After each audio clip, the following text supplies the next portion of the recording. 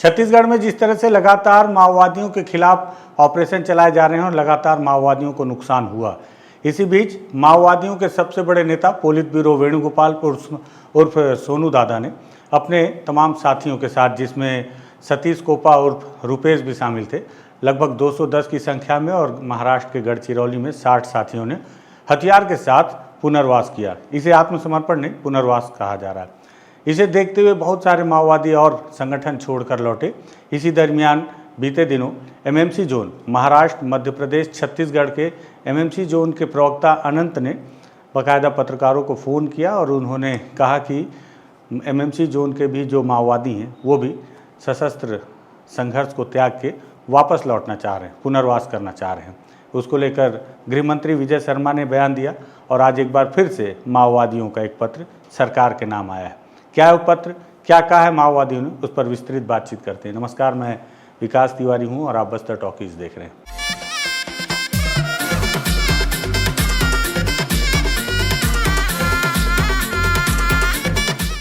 दरअसल बीते दिनों जब एमएमसी जोन के प्रवक्ता अनंत ने एक ऑडियो मैसेज और साथ ही साथ प्रेस नोट जारी किया, जिसमें उन्होंने लिखा कि उन्हें 15 फरवरी तक का समय दिया जाए और ये पत्र उन्होंने मध्य प्रदेश, छत्तीसगढ़ और महाराष्ट्र के मुख्यमंत्री के नाम पे लिखा और कहा कि सरकार उन्हें 15 फरवरी तक का समय दे, जिससे कि वो अपने तमाम साथियों को जो तीनों राज्यों में हैं उन्हें एकत्रित करके और एक मत होकर सभी हथियारों के साथ वापस मुख्य धारा में लौटना चाहते हैं।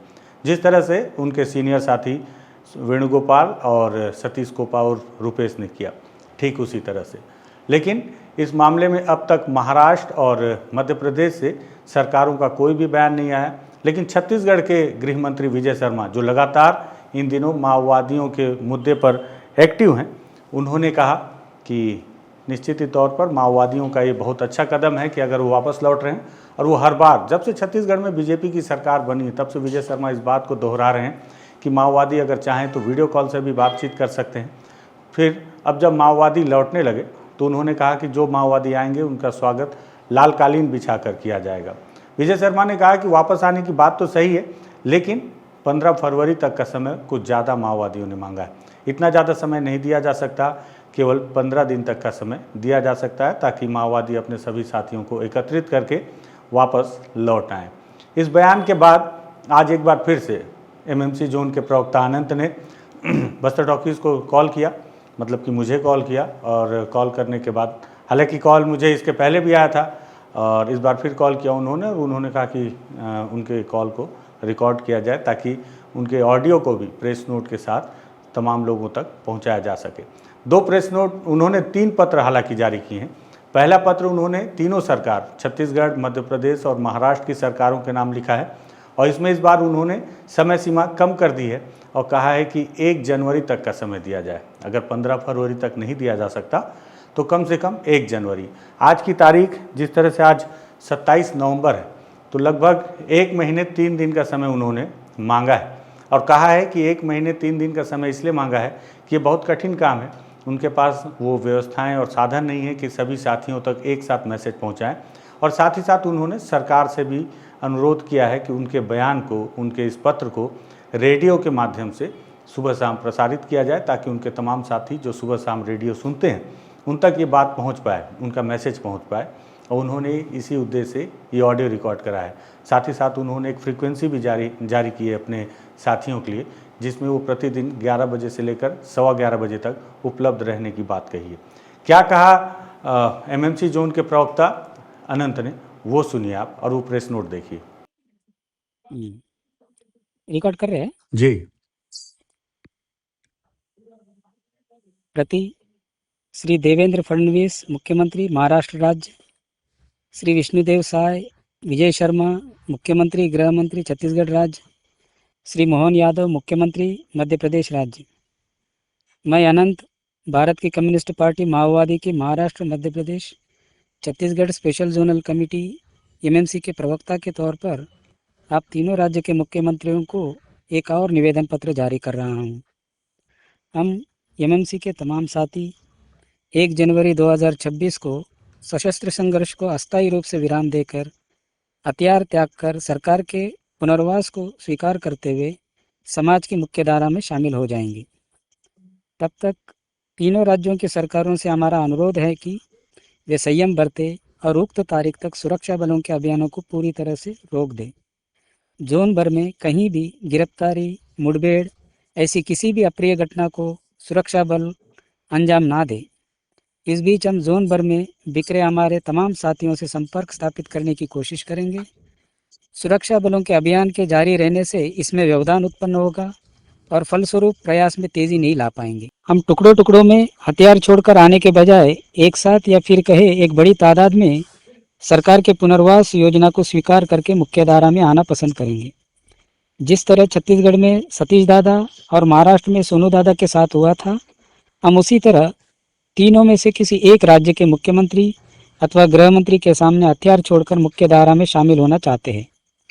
अगले 1 महीने की इस पूरी प्रक्रिया को शांतिपूर्ण तरीके से संपन्न करने में जिस राज्य की सरकार हमें सबसे बेहतर सहयोग प्रदान करेगी, हम उस राज्य सरकार के सामने हथियार सौंपकर मुख्य धारा में शामिल होने को तरजीह देंगे। इसलिए मैं तीनों राज्यों के मुख्यमंत्रियों से यह अनुरोध करता हूं कि इस पूरी प्रक्रिया को शांतिपूर्ण तरीके से संपन्न करने के लिए अनुकूल माहौल बनाएं और ये तभी संभव हो पाएगा जब सुरक्षा बलों के अभियानों को उक्त तारीख तक स्थगित रखा जाएगा और वे मुठभेड़ जैसी किसी भी अप्रिय घटना को अंजाम नहीं देंगे। हमने श्री विजय शर्मा, गृह मंत्री छत्तीसगढ़ राज्य को रेडियो पर सुना। उन्होंने इसके लिए 10 से 15 दिन का समय पर्याप्त है कहा। हम उनकी प्रतिक्रिया का सम्मान करते हैं, किंतु इतना कम समय नाकाफी है। लेकिन हमने हथियार छोड़कर मुख्य धारा में लौटने की जो ठोस तारीख 1 जनवरी 2026 तय की है, उस पर उन्हें कोई आपत्ति नहीं होनी चाहिए। हम श्री विजय शर्मा जी के शुक्रगुजार हैं कि उन्होंने बयान में आगे कहा कि यदि हम कुछ ठोस प्रपोजल और मांगे रखना चाहते हैं तो सरकार उसे सुनेगी और पूरा करने का प्रयास भी करेगी। हम निश्चित ही सरकार के सामने कुछ ठोस प्रपोजल और मांगे रखना चाहेंगे। ये हम मुख्य धारा में शामिल होने के ठीक पहले जो प्रेस विज्ञप्ति जारी करेंगे उसमें रखेंगे या फिर पुनर्वास के बाद रखेंगे। हमारे निवेदन पत्र पर जिस तरह श्री विजय शर्मा जी से प्रतिक्रिया आई है, उस तरह शेष 2 राज्यों महाराष्ट्र और मध्य प्रदेश की सरकारों से हमें अब तक कोई आश्वस्त करने वाली प्रतिक्रिया नहीं मिली है। शेष दोनों राज्यों के मुख्यमंत्रियों से आश्वासक जवाब मिलने पर हमें प्रसन्नता होगी और अगर वे श्री विजय शर्मा की तरह हमसे कोई ठोस प्रपोजल और मांग रखने की बात रखते तो हम जनता की ओर से जरूर रखना चाहेंगे। मैं जोन भर के हमारे साथियों से भी अनुरोध करता हूं कि वे इस प्रक्रिया के सुखद अंजाम तक पहुंचने तक अपनी तमाम गतिविधियों को विराम दें और जोश अथवा आवेश में आकर ऐसी कोई हरकत ना करें जिससे इसमें व्यवधान उत्पन्न हो जाए। मैं फिर एक बार दोहरा रहा हूं कि इस बार हम PLJ सप्ताह नहीं मनाएंगे। हम सरकार से भी ये चाहते हैं कि इस सप्ताह के दरमियान वे अपने सुरक्षा बलों के गश्त को रोक दें। हम जोन भर के तमाम साथियों के लिए एक ऑडियो अपील जारी करेंगे। तमाम साथियों से अनुरोध है कि इसे सुनने के बाद या इसके बारे में जानने के बाद वे तुरंत एक दूसरे को संपर्क करने प्रयास आत्मसमर्पण ना करें। हम सब मिलकर ही ये करने जा रहे हैं, किंतु आत्मसमर्पण नहीं, पुनः मार्गेन। मैं MMC के तमाम साथियों को खुले रूप से संपर्क करने के लिए बाउपेंग की एक खुली फ्रीक्वेंसी नंबर 435-715 जारी कर रहा हूं। मैं रिपीट करता हूं, 435-715 ये जारी कर रहा हूं, जिसमें अगले 1 महीने 1 जनवरी 2026 तक हम हर दिन दोपहर सुबह 11 बजे से 11:15 के बीच एक दूसरे से संपर्क स्थापित कर पाएंगे। इसके अलावा भी हमारे बीच संपर्क की जो तय फ्रीक्वेंसी है उस पर तय समय पर चालू रखकर प्रयास करेंगे। साथियों, इसमें देरी ना करें, जितना जल्दी हो सके संपर्क करने का प्रयास करें। मैं तीनों राज्य की सरकारों से अपील करता हूं कि वे उक्त बयान को अगले 2 दिनों तक रेडियो पर सांध्यकालीन प्रादेशिक समाचार के ठीक पहले अवश्य प्रसारित करें। हमारे साथियों से अपील करते हुए हम जो ऑडियो टेप जारी करेंगे उसे अगले 10 दिनों तक शाम के प्रादेशिक समाचार के ठीक पहले अवश्य प्रसारित करें। हमारे साथी अधिकतर सुबह एवं शाम के प्रादेशिक समाचार अवश्य सुनते हैं। हम जनप्रतिनिधियों और पत्रकारों से गुजारिश करते हैं कि इस प्रक्रिया के पूरे होने तक वे इसी तरह हमसे सहयोग बनाए रखें। हम हमारे साथी सोनू दादा और सतीश दादा से भी अनुरोध करते हैं कि वे हमारी बात को तीनों राज्य की सरकार के पास रखें और इस पूरी प्रक्रिया के शांतिपूर्ण तरीके से संपन्न होने में सहयोग करें। अनंत, प्रवक्ता, Maharashtra, Madhya Pradesh, Chhattisgarh special zonal committee, Bharat की कम्युनिस्ट पार्टी माओवादी। हाँ विकास जी, जी। तो ये तो ये हाँ हाँ जी बोलिए। ये सरकार के लिए प्रेस असर अगर होता रहे तो ज़्यादा बेहतर होगा। मैं उसे भी पढ़ दूं। हाँ पढ़ दीजिए। एमएमसी के साथियों से अपील। एमएमसी जोन के तमाम साथियों, आप सभी साथी मेरी आवाज़ को अच्छी तरह पहचानते हो। आप सभी से मेरा अनुरोध है कि इस ऑडियो टेप को ध्यान से सुने और एक निर्णय पर आकर योग्य कदम उठाएं। आप सब जानते ही हैं कि हमारी पार्टी ने देश दुनिया की बदलती परिस्थितियों का मूल्यांकन करते हुए वर्तमान में सशस्त्र संघर्ष को अस्थायी रूप से विराम देते हुए समाज की मुख्य धारा में शामिल होकर जनता के बीच जाकर काम करने का फैसला लिया है। इस फैसले के बाद हमारे पार्टी के केंद्र कमेटी सदस्य और polit bureau member comrade Sonu दादा, सीसीएम कॉमरेड सतीश दादा और कॉमरेड चंद्रन्ना ने दर्जनों साथियों के साथ मिलकर हथियार त्याग कर सरकार के पुनर्वास और पुनः मार्गेम को स्वीकार किया है। यह आत्मसमर्पण नहीं है। हमारे साथियों ने इसे पुनः मार्गेम कहने की अपील की है। सरकार भी इसे पुनः मार्गेम ही कह रही है। ये क्रांति के साथ धोखा या जनता के साथ विश्वासघात कतई नहीं है। हथियार छोड़ देने का मतलब ही गद्दारी करना नहीं होता। मैंने उनकी 23 पन्नों की विश्लेषणात्मक अपील पढ़ी है। हम संघर्ष करना नहीं छोड़ेंगे, जनता के सवाल उठाते रहेंगे, लेकिन हथियार त्याग कर, हथियार उठाकर नहीं। सशस्त्र संघर्ष अब भी प्रासंगिक है अथवा नहीं, इस पर बहस बाद में होती रहेगी, किंतु वर्तमान समय सशस्त्र संघर्ष को जारी रखने के लिए कतई अनुकूल नहीं है। हमने बहुत साथियों को खोया है, अभी हम और साथियों को खोना नहीं चाहते। ध्यान रहे, हमारी पार्टी पर पिछले कुछ सालों से वामपंथी संकीर्णतावादी, दुस्साहसवादी लाइन हावी हुई थी, जिसका आज ये परिणाम निकलकर सामने आया है। अतीत में हथियारबंद संघर्ष ने ही हमारे आंदोलन को देश दुनिया में एक अलौकिक पहचान दिलाई थी, किंतु वर्तमान में वही हथियार हमें जनता में जाने से रोक रहा है। तब उन्हें सीने से लगा कर रखने का क्या मतलब? हथियार एक साधन है, साध्य नहीं। क्रांति का संपूर्ण सोच नहीं। आज सवाल हथियारों को सीने से लगाकर पार्टी को खत्म होते देखने का नहीं है, बल्कि उसे बचाने का है। मैं सोनू दादा का संदेश आप सभी साथियों तक बाद में पहुंचाऊंगा, लेकिन पहले मेरा ये ऑडियो संदेश और अपील सुनने के बाद आप सभी लोग जहां कहीं भी हो, यथाशीघ्र सशस्त्र संघर्ष को अस्थायी रूप से विराम देने के फैसले पर आ जाए और एक दूसरे को त्वरित संपर्क करने का प्रयास करें। बेहतर होता हम सब एक साथ मिलकर इस उचित फैसले पर आ पाते, किंतु फिलहाल हमारे पास उतना समय नहीं है। बहस मुबाहिसों के लिए हमारे पास आगे काफ़ी समय पड़ा है। पहले हम सब बचना है। संपर्क के लिए मैं बाऊपेंग का एक खुला फ्रीक्वेंसी नंबर 435715 जारी कर रहा हूँ।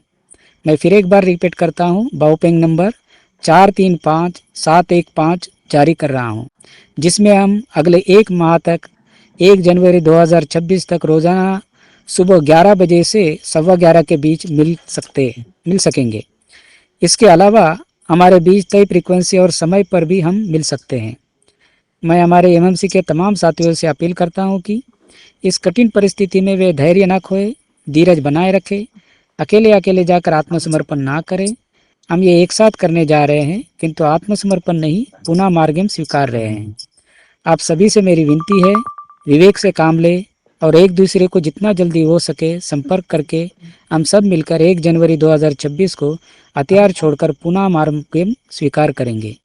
क्रांतिकारी अभिवादन के साथ अनंत, प्रवक्ता, महाराष्ट्र मध्य प्रदेश स्पेशल जोनल कमेटी, भारत की कम्युनिस्ट पार्टी माओवादी।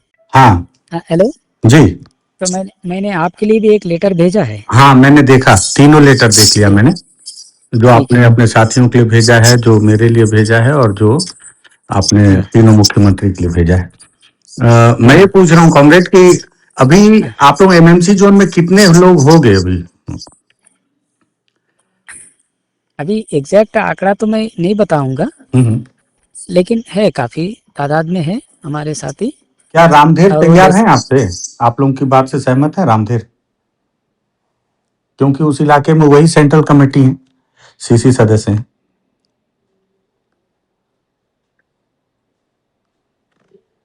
Hello hello. हेलो। हाँ, आ रही आवाज? हाँ, आ रही है, आ रही है। मैं बोला कि क्या रामधेर भी तैयार हैं, आप लोगों के साथ सहमत हैं आप लोगों के फैसले से? जी, वो तो हम बाद में बताएंगे, हाँ, क्योंकि क्योंकि मेरी बातचीत हुई हाँ, थी कुछ लोगों से, कुछ अच्छा। अधिकारियों से भी। तो उनका ये हाँ, सवाल था मेरे से कि कितने लोग हैं, क्या हथियार के साथ आएंगे? और उसमें रामधेर, क्योंकि सबसे बड़ा नाम अभी उस इलाके में एमएनसी में रामधेर हैं, जो कि सेंट्रल कमेटी के हैं।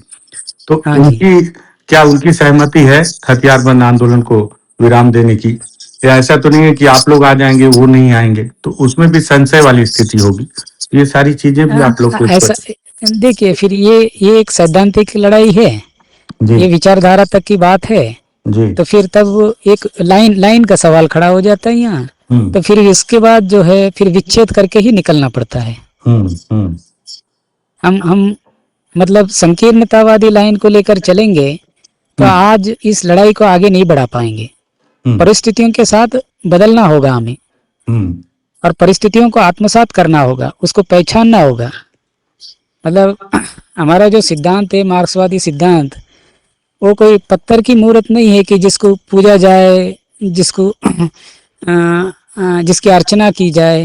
हम्म। ये परिस्थितियों के साथ बदलने वाला सिद्धांत है। ठीक तो बात। आज परिस्थितियां क्या कह रही है, क्या संकेत दे रही है, हम्म उस संकेत को हमें समझते हुए हम्म। आगे बढ़ना पड़ेगा। ठीक है। तो हत्या। अभी तो पहल गृह मंत्री जी ने की है, छत्तीसगढ़ के विजय शर्मा जी, जी ने। लेकिन हमें मध्य प्रदेश सरकार से और महाराष्ट्र की सरकार से, दोनों सरकार से कोई आश्वासक जवाब नहीं आया हाँ, है। वहां से ये कोई प्रकृति। आश्वासन जवाब नहीं आया, तो आपका ये कहना है कि जो सरकार ज्यादा पहल करेगी, आप लोग उस तरफ आके समर्पण करेंगे, है ना? हाँ, ऐसा तो करेंगे ही।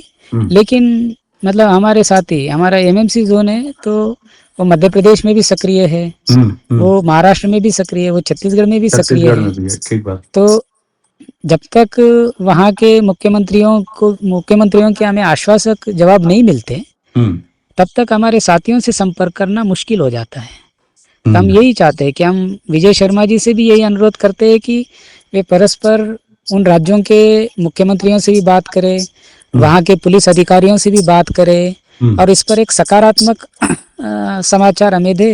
हम्म। तो फिर बाकी साथियों से भी संपर्क करने में हमें दिक्कत नहीं होगी। तो ये जो अभी आपने अब तो आज 27 नवंबर हो गया, 1 जनवरी मतलब लगभग आप लोगों ने 1 महीने का वक्त मांगा है। जी हाँ। तो 1 महीने में सारे लोग आपसे लाइन अप हो जाएंगे, तीनों राज्य के?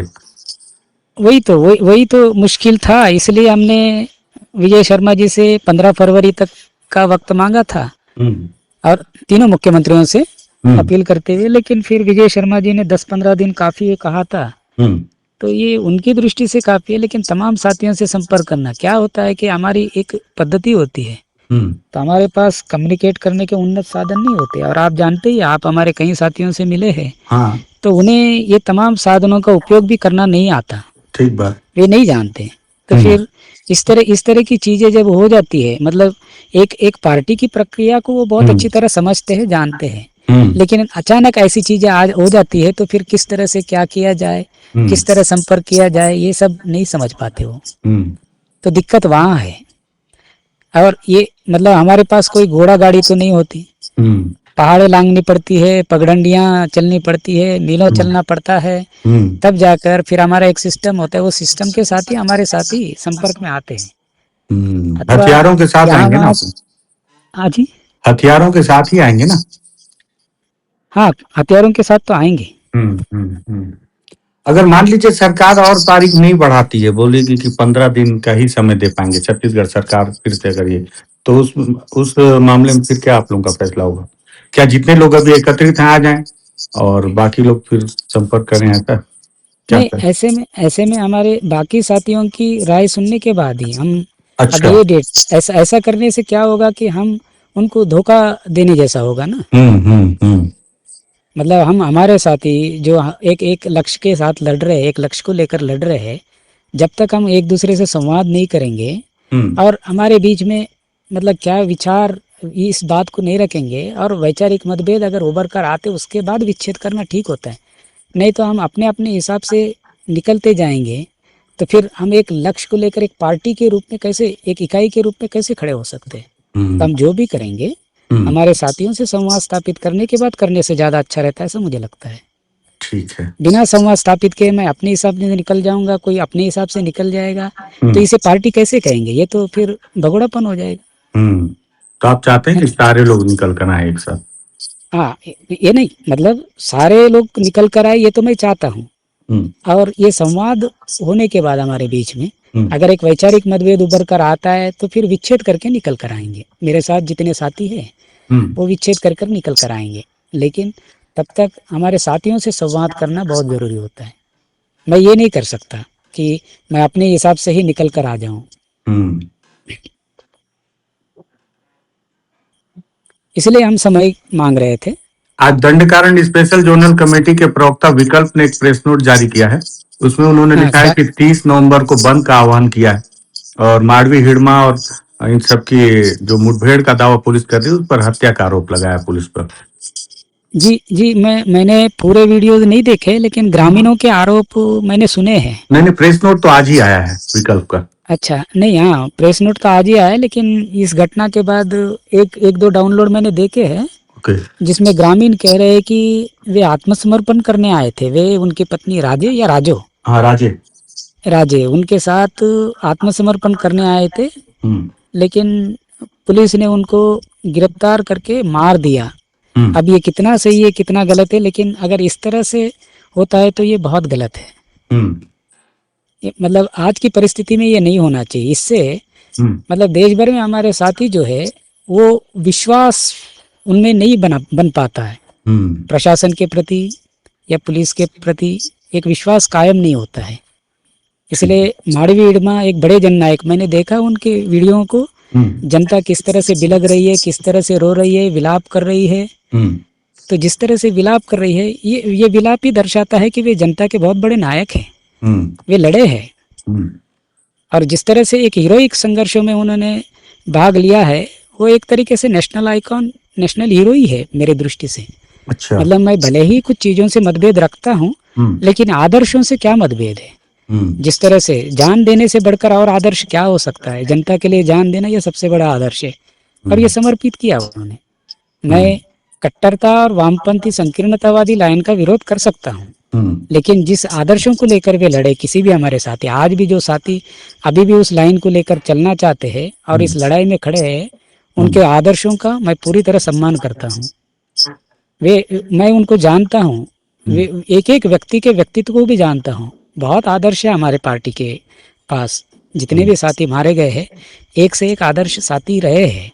अब ये अलग बात है कि ये एक वर्ग युद्ध है जिसमें एक वर्ग दूसरे वर्ग के साथ एक संघर्ष कर रहा है, तो हमारे विचार कहीं तो सीमित हो जाते हैं। हमारे विचारों को उतना प्रभावित होने का मौका नहीं होता। जिसमें होता यह है कि व्यापक जनता तक नहीं जा पाने के कारण फिर कहीं ठप्पे लग जाते हैं हम पर कि केवल आतंकवादी कार्रवाइयाँ होती है, केवल विध्वंस की कार्रवाइयाँ करते हैं, समाज विरोधी गतिविधियाँ हैं। ये नहीं है कुल मिलाकर। लेकिन मैं ये भी कहना चाहता हूँ कि थोड़ी बहुत संकीर्णतावादी पद्धतियाँ हावी हुई है हमारे अंदर और सभी लोग एक जैसे नहीं होते, लेकिन कुल मिलाकर इस आंदोलन ने इस पूरे भारतवर्ष में एक बहुत बड़ी ऐतिहासिक भूमिका निभाई है। और जैसे मैंने थोड़ी देर पहले स्टेटमेंट में बताया, हमारे साथियों से अपील करते हुए, एक ऐतिहासिक और एक अलौकिक भूमिका निभाई है इस आंदोलन ने पूरे भारतवर्ष में। जिस तरह का एक अलग जगाया है इसने, पूरे युवाओं को जागरूक किया। ये ऐसे ही नहीं होता, ये एक दिन में नहीं होता और अचानक किसी को देखते हुए ही आंदोलन आगे नहीं बढ़ता। आदर्श खड़े होते हैं आंदोलनों से, आदर्श निर्माण होते, नायक निर्माण होते हैं आंदोलनों से। तो ये नायक निर्माण हुए हैं और तब जाकर इन्होंने एक देश को एक दिशा दी है।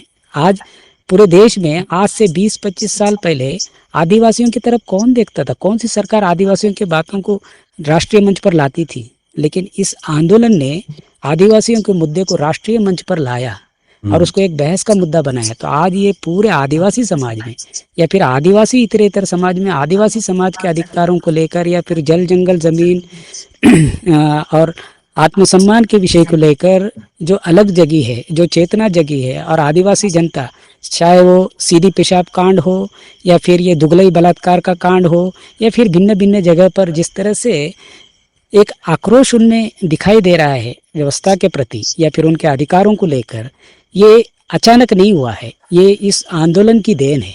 इस आंदोलन से वो अलग आदिवासियों में जगी है।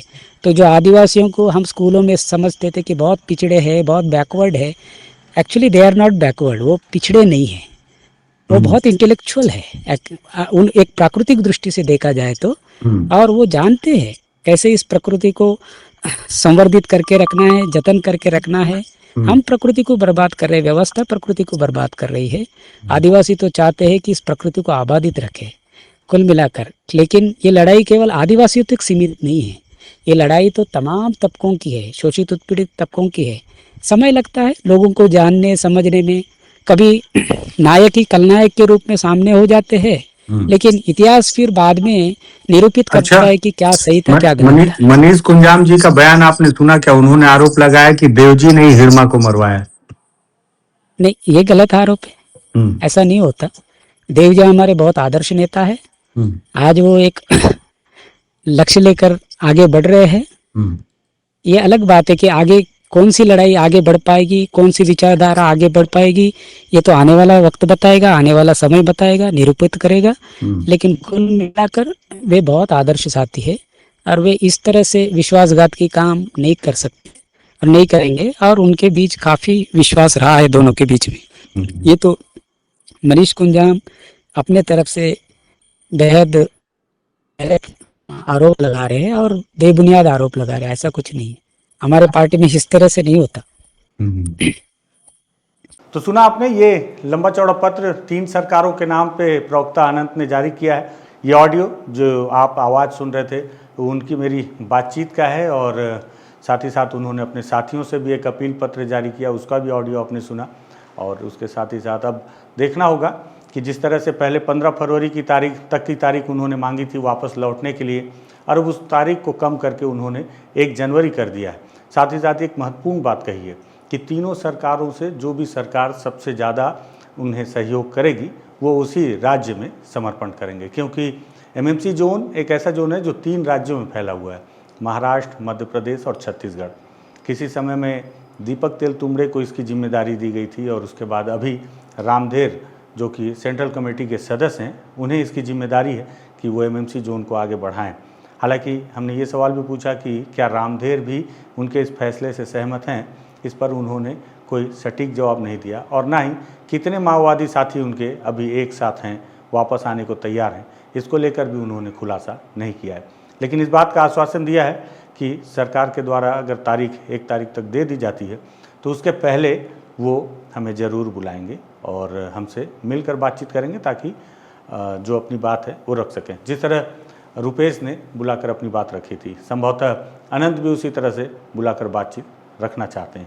अब देखना होगा कि अब सरकार का बयान इस पर क्या आता है। ये बहुत महत्वपूर्ण ऑडियो था, इसलिए मुझे लगा इसे रिकॉर्ड करके सभी तक पहुंचाना चाहिए, ताकि जितनी जल्दी क्योंकि ऑपरेशन लगातार चल रहे हैं। मध्य प्रदेश में हॉक फोर्स जो है वो पूरी तरह से बहुत गुस्से में इसलिए क्योंकि बीते दिनों उनके एक अधिकारी आशीष शर्मा शहीद हुए छत्तीसगढ़ और मध्य प्रदेश के सीमावर्ती इलाके में मुठभेड़ के दौरान। ऐसे में उनका गुस्सा और ज़्यादा बढ़ गया है और यही वजह है कि लगातार ऑपरेशन चलाए जा रहे हैं। अगर ऐसे में माओवादी सरकार से संपर्क कर रहे हैं और फोर्स ऑपरेशन कर रही है तो उन्हें कभी भी अपने जान जाने का खतरा है, इसीलिए शायद उन्होंने समय भी कम कर दिया है। अब सरकार के बयान पर और तीनों सरकार के देखना होगा कि गृह मंत्री विजय शर्मा पर सबसे बड़ी जिम्मेदारी बढ़ जाती मुझे लगता है, क्योंकि जिस तरह से उन्होंने सरकार बदलने के बाद इस पूरे मामले को बखूबी डील किया, लगातार उन्होंने इस पर सक्रिय भूमिका निभाई, तो लगता है कि तीनों सरकारों से भी उन्हें ही बातचीत करके इस समय सीमा और इसकी अवधि पर बयान जारी करना चाहिए। सरकार का बयान क्या होगा वो भी हम आपको बताएंगे। मुझे लगा कि ज़रूरी बातचीत है, इसलिए इस वीडियो को हमने तैयार किया है। अगर आपको लगे कि ये बात और लोगों तक पहुंचनी चाहिए जगह जगह तक, तो वीडियो को शेयर कर दीजिएगा, बस द टॉक सब्सक्राइब कर लीजिएगा। धन्यवाद।